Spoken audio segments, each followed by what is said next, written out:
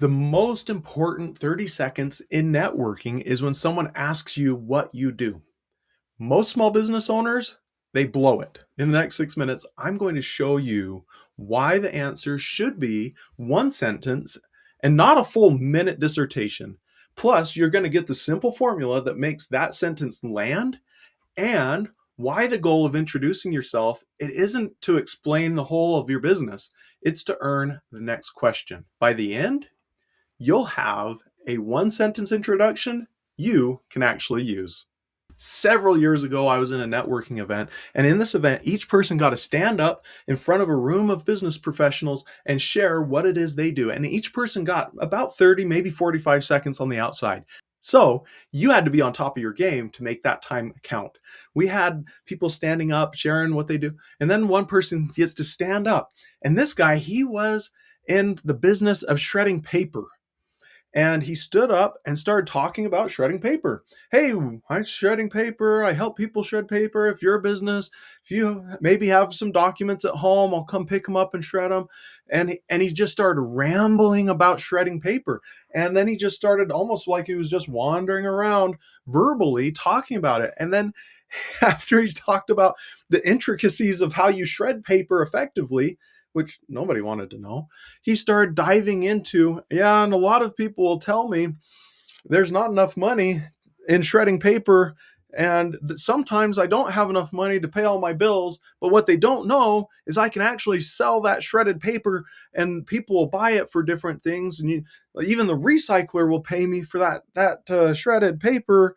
And so really it's a good business to be in, and if you have paper, I can shred it. And finally, after about 4 minutes of this guy just droning on and on, telling us all about his shredding paper business, but then he'd moved into his personal finances and was telling us about the bills he can't pay. And finally, after about 4 minutes of this, one brave soul, this kind lady, stood up and with a giant smile on her face started clapping and said, "Thank you so much for telling us about your business." And that got his attention. And finally, the meeting could move on. Now, that story is extreme, but a softer version of that same thing, it's happening every single day in networking events across the country. Someone gets asked what they do, and instead of just giving one clean sentence, they start giving this wandering dissertation. They start with their title. Maybe they explain what their company is. They talk about how they got into the business. They mention 3 or 5 different services. By the time they're done, the person who asked them completely forgot what they do for a living. Here's why one sentence is the right unit. When someone asks you what you do, they're not asking your life story. They're doing a 1 second triage. They simply want to know if you're worth a longer conversation. A long answer, it doesn't help them make that decision faster. It actually can make it harder. The longer you talk, the harder it gets for them to remember any one thing about you. A one sentence intro is respectful of their time. It signals confidence and it gives them exactly enough information to ask a follow-up question. The follow-up question is the entire point. You're not trying to close a sale in your introduction. You're simply trying to start a conversation. So, what is it that goes into that sentence? 2 pieces, and in this order. Number 1, who you help. Number 2, the specific problem you're solving for the people you help. That's it. You don't have to put your company history in. You don't have to give a long list of services. You don't even have to have clever wordplay, but that can be fun. Remember, who you help, the specific problem that you're solving. Watch what this can look like. Here's a weak example.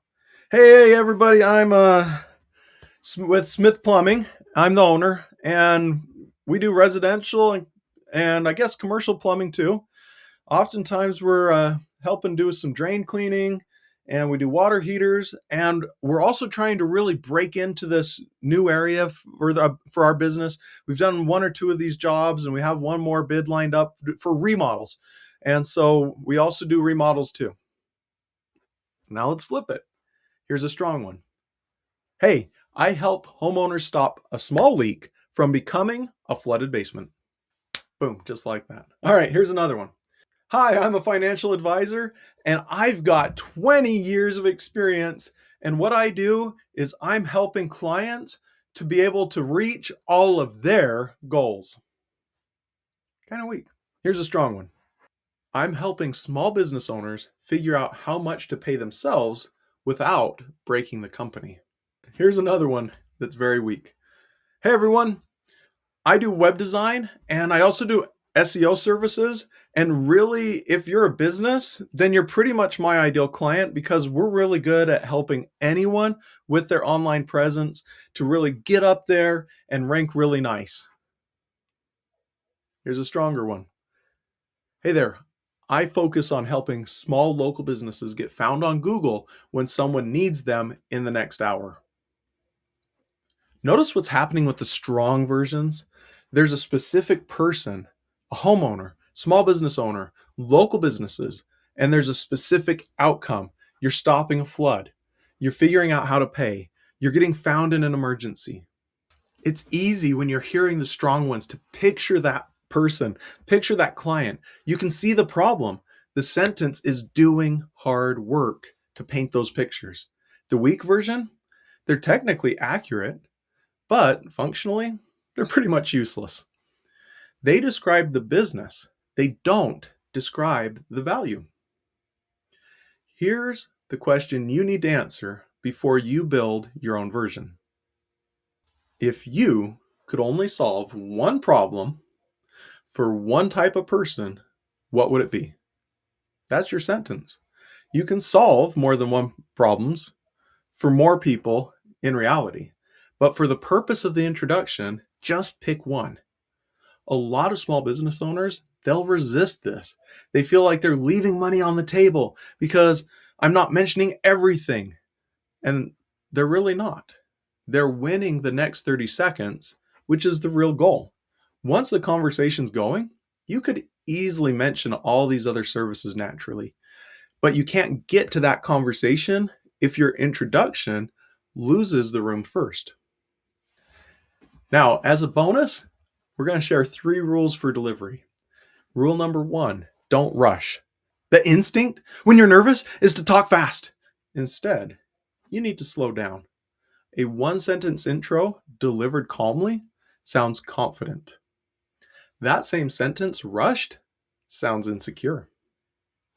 Number 2, don't apologize for it being short. You're not under-delivering, you're being clear. If they want more, they'll ask. Number 3, you don't have to end with a question back. Instead, you can let that sentence land. You can pause. The other person will either ask a follow-up or maybe introduce more about themselves. Either outcome's fine. Filling the sentence with, "And what do you do?" makes the introduction feel like a transaction. The whole thing is one sentence and one pause. That's the entire move. A one-sentence introduction only works if you actually have a clear offer underneath it. Most small business owners don't, which is why their introductions will stay vague no matter how many times they go and rewrite them. That's what we're talking about next. Hey, this is part of a mini series I'm doing on building a referral engine for your small business. If you want to catch the next one, make sure to hit subscribe and turn on notifications. I'll see you in the next video. Thanks for watching.